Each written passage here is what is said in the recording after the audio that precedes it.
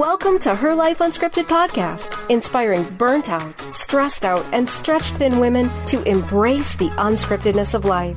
Hosted by Anna Osborne.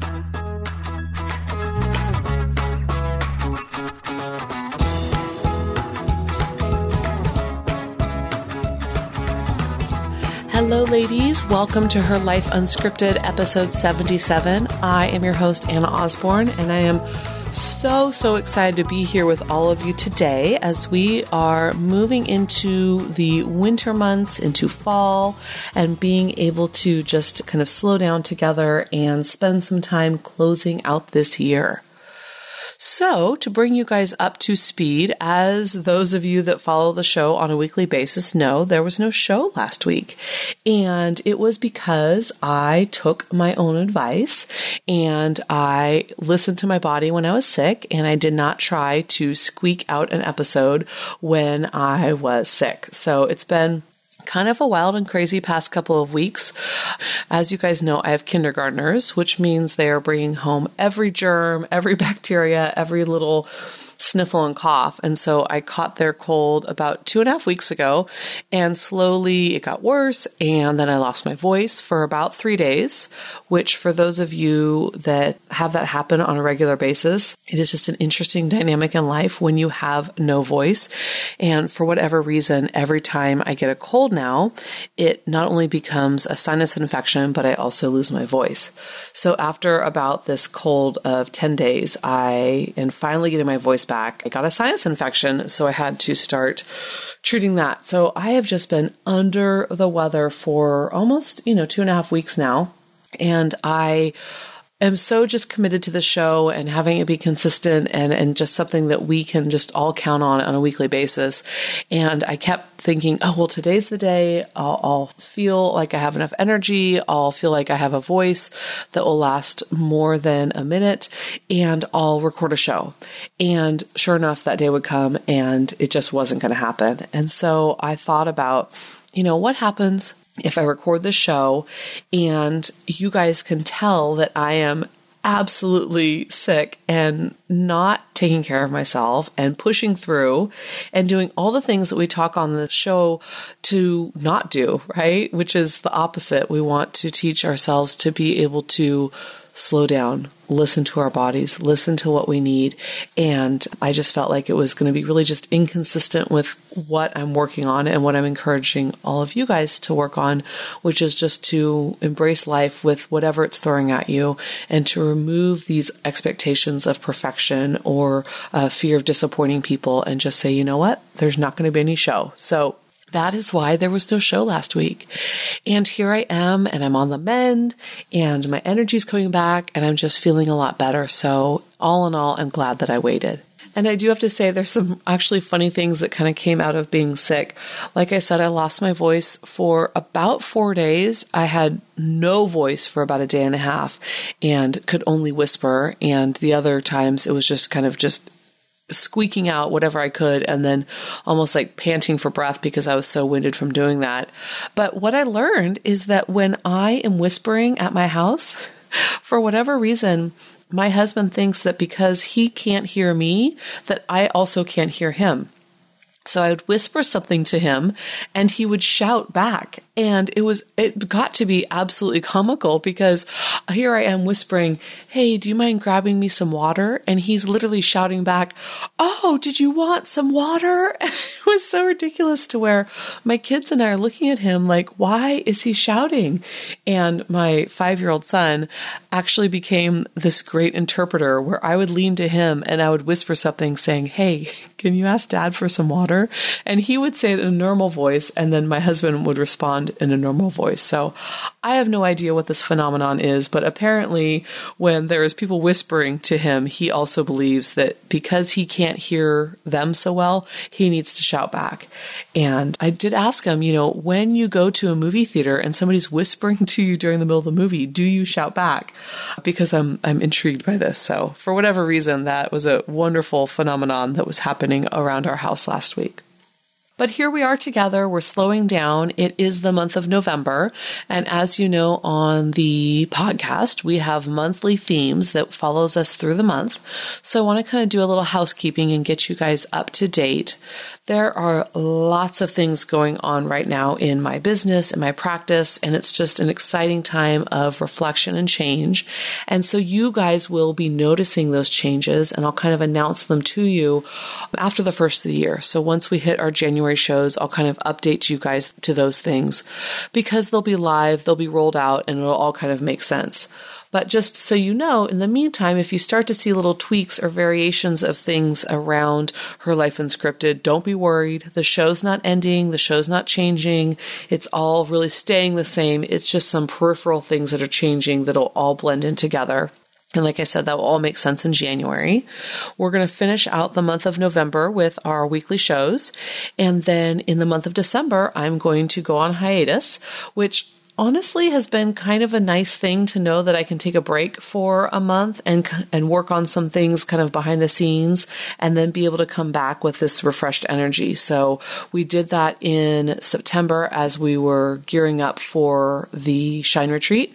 And so I'll do the same thing in December because historically it's actually a really busy time of year for me in terms of my clients.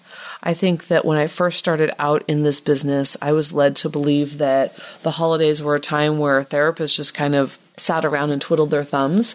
And I, in my 13 years, I have found it to be quite the opposite, that the holidays are a really trying time and a really triggering time for so many of us.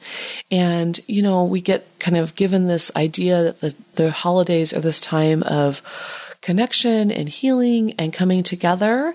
And that's just not everybody's truth, that the holidays oftentimes is a time of remembering what has been lost or grieving anniversaries of losses and loved ones and ending relationships and all sorts of things like that. So it's really a time where I try to kind of slow down and be as present as I can for my clients so that they know that they're not alone in whatever they're going through. So I am grateful that I can pause the show for the month and be able to really focus my energy there and also wrap up some end of the year projects so that 2018 gets off to, kind of whatever start it's going to.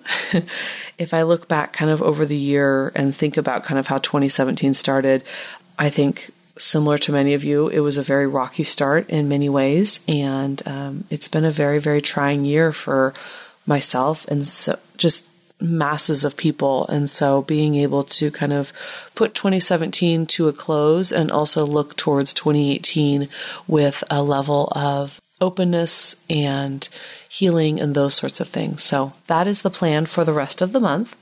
And also, just to introduce you guys to our topic for the month, I'm actually really excited about it. I was having a conversation with somebody the other day, and they were sharing with me about this idea of that when we're in a phase of life and we receive advice from somebody, or we're going through something, or we're just kind of in a certain place, we will often receive advice from people, and we won't really know what to do with it. It'll feel kind of off. It will feel like it doesn't fit. And then we go through kind of whatever that situation is. We see it all the way through. And all of a sudden, that advice that we look back at, we think, wow, I can kind of see how that made sense. But it didn't make sense in that moment because we hadn't gone through the situation fully, right? We didn't have that perspective to kind of reflect on it. And I thought, that is so true. There is advice that has been given to me in my life that has been absolutely amazing, that made no sense when I was in it. And it was only after kind of coming out the other side that I had clear perspective and it made sense. Or there was times in my life that I got advice that seemingly didn't make sense. And yet I, for whatever reason, thought I should follow it, or it seemed like what I should do, but it didn't connect with what I actually needed to do. And it actually led me down a path that wasn't useful for me. And so it's kind of this idea of talking about advice and, do we follow it? Where does this idea of advice come from? And who are these people that think that they are the best advice givers? And also, what is the best advice out there? What is the worst advice out there? And just being able to kind of dissect it. So that is the focus of the show this month. And today we're really diving into this idea, kind of a global perspective of what is advice, and, do we follow it? Why is it being given to us? All those sorts of things. So I'm excited to just kind of talk about that and explore it, because this conversation I had with this individual was probably a month ago, and it's still been just kind of daily reflecting on my mind, especially raising children and feeling like I'm kind of giving them advice or trying to lead them a certain way. And honestly, being a therapist, the people that I work with on a regular basis, they're coming to me and they're asking my advice. And so kind of what do I do with that? So that is our topic for today. And I'm excited for us all to be here diving in together. So what I want to do first is kind of talk about this idea of advice, especially from a therapist perspective, because I have people all the time asking for my advice. What do you think I should do? What do you think about this? How should I proceed? And, over the years, I think that at the very beginning of being a therapist, there was a temptation to give advice, right? To kind of be this wise sage that was dispensing advice and helping people lead their life in a way that was kind of more aligned with whatever their stated goal was, or with whatever they said that they wanted. And honestly, the definition of advice, or kind of the origin of it, is really kind of this recommendation from wise counsel, or seeking guidance, from counsel, and being able to move forward in a way that allows us to not be lost, or to move out of whatever situation that we're stuck in. And what I realized very quickly when people would ask me advice is that I didn't know what to say.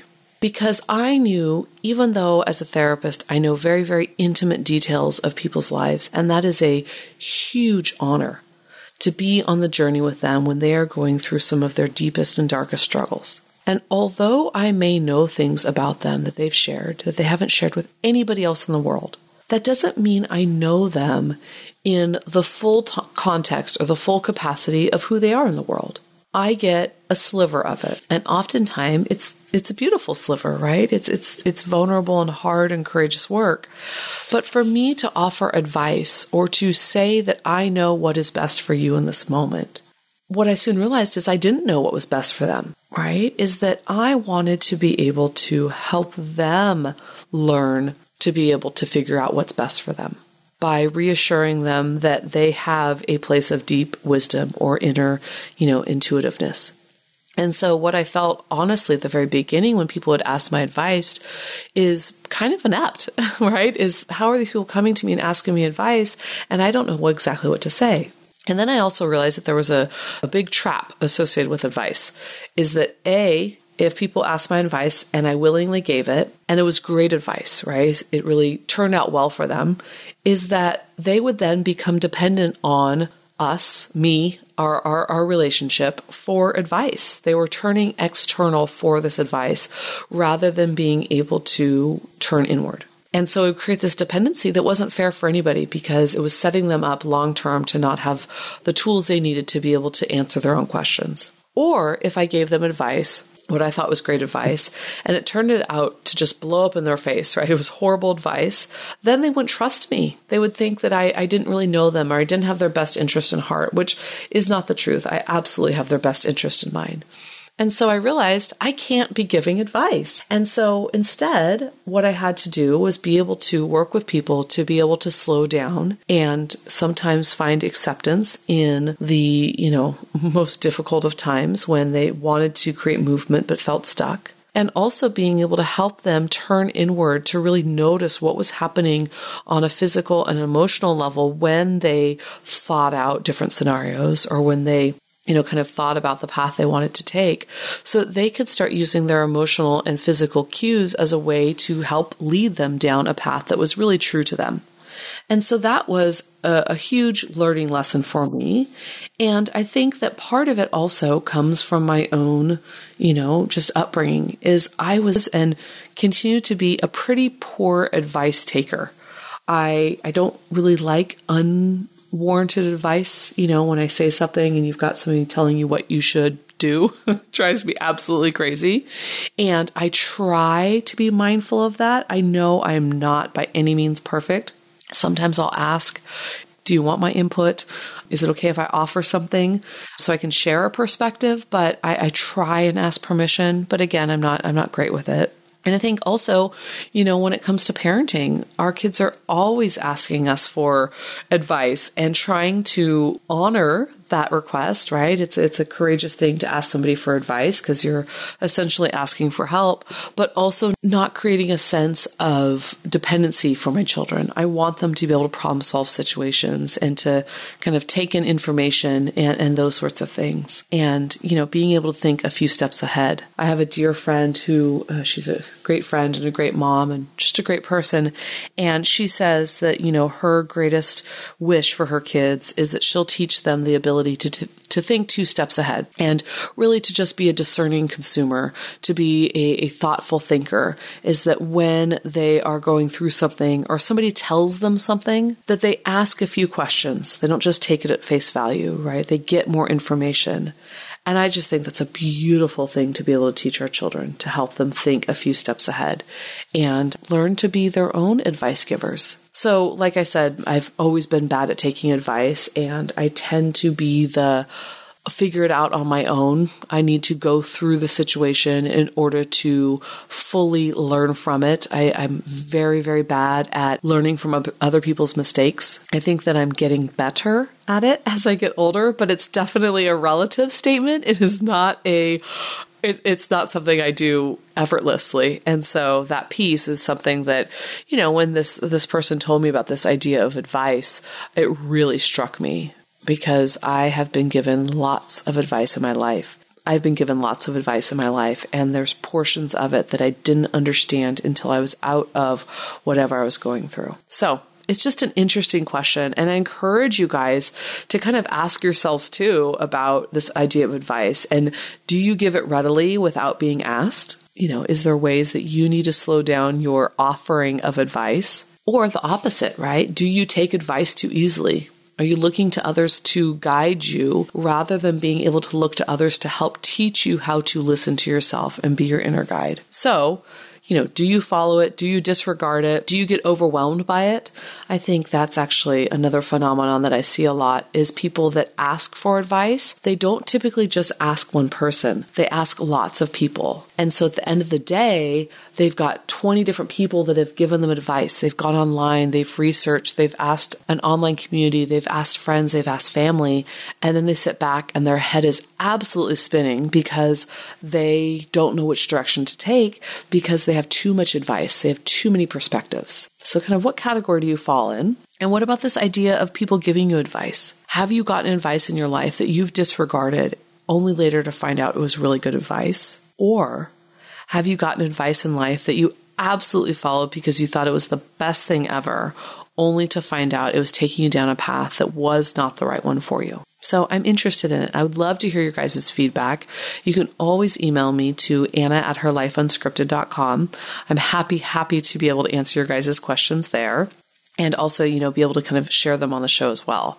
So if you have any advice that has been amazing that you would love to share, please do write in. I'd love to incorporate into next week's show.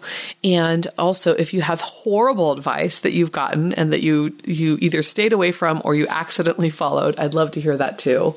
And I'll be sharing my own. I actually have 2 pieces of advice that have been kind of cornerstones for me. And 2 of them come from just an amazing activist and mom and blogger and author that I follow. And the other one is from my own mom, which sounds funny that I'm telling you it's 2 pieces that has come from, different people because there's some overlap in them. But you'll have to wait till we air that show to hear what those 2 pieces are that I've gathered. So that is our show for this week, all about advice. Do you follow it? Do you reject it? Do you give it too often? Are you looking for it too much? All those sorts of things. And I just am interested in your guys' perspective on this idea of the advice that you have been given. Did it end up being true later on? Or the advice that you followed, did it end up being discredited when you went through your own experience? Thank you guys for letting me into your worlds, into your hearts. And thank you for your grace and your understanding with last week's episode not being recorded and being able to skip a week and know that you guys are all kind about it. And yeah, I appreciate the community to follow my own advice, which is sometimes to slow down and to turn inward and to listen to what your body and your mind has the capacity for. So thank you all. I look forward to talking to you all next week. Take care. Bye-bye. Want to learn about the latest retreats, workshops, and speaking events hosted by Anna? Head over to herlifeunscripted.com to get in on all the juicy details. Don't forget to subscribe, rate, and review the podcast so we can continue to grow our amazing audience. Lastly, be sure and send in your voice feedback via the SpeakPipe app or to Anna@herlifeunscripted.com. We can't wait to hear from you.